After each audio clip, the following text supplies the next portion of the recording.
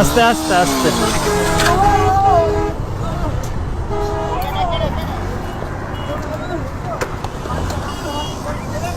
আস্তে আস্তে দেন, সিগন্যাল দেন, সিগন্যাল দেন।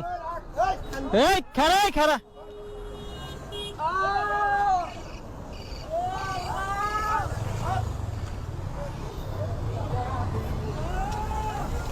আলিফ ফেদর, আলিফ ফেদর।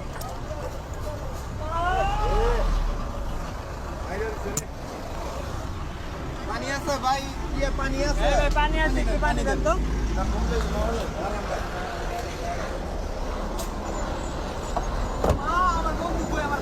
আছে আছে আছে আছে আছে।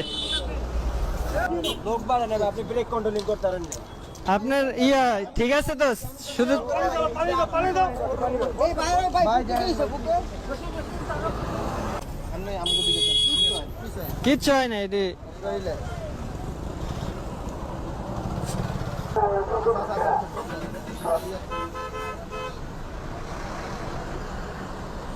হ্যাঁ আস্তে, সাইড দিয়ে যাও, সাইড দিয়ে যাও। নিচে কিচ্ছু হয় না, এটা ওই ই করলে কিচ্ছু হয় না, বেটা মানুষ কিচ্ছু হয় না, নিচে দেখুন এর দরকার, কিচ্ছু হয় না, কিচ্ছু হয় না। ই করেন, গাড়ি গাড়ি বাউ করে আপনারা কিচ্ছু হয় না, কিচ্ছু হয় না, কিচ্ছু হয় না, গাড়ি মতো। একটা গাড়ি থামাইতে হইব। ওই লোকের কি অবস্থা? হ্যাঁ দেখছি দেখছি দেখছি দেখছি।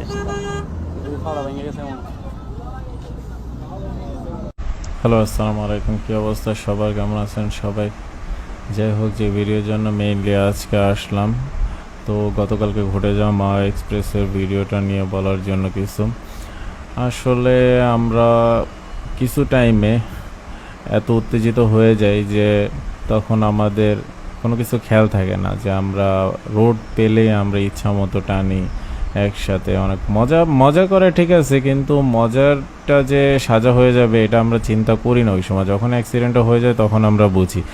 তো সেরকমই একটা ঘটনা ঘটে গেছে মাওয়া এক্সপ্রেসওয়েতে।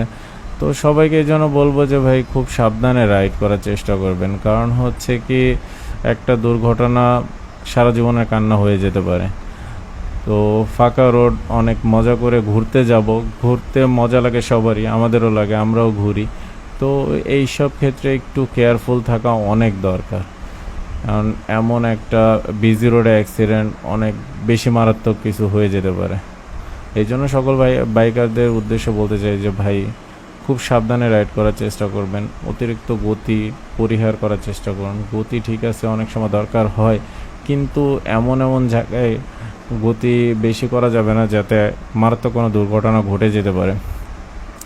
আর মাওয়া এক্সপ্রেসওয়েতে রিসেন্টলি এমন ঘটনা হয়ে যাচ্ছে। কিছুদিন আগে একটা ঘটনা, একটা অ্যাক্সিডেন্টের জন্য একটা পাজেরো গাড়ি দাঁড়াইছিল দেখার জন্য, পিছন থেকে কিন্তু একটা বাস, খুলনা রোডের একটা বাস এসে ওই পাজেরো গাড়িকে লাগাই দিছে।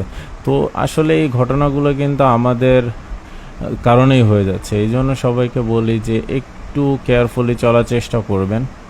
তো আজকে এই পর্যন্তই, ভালো থাকবেন।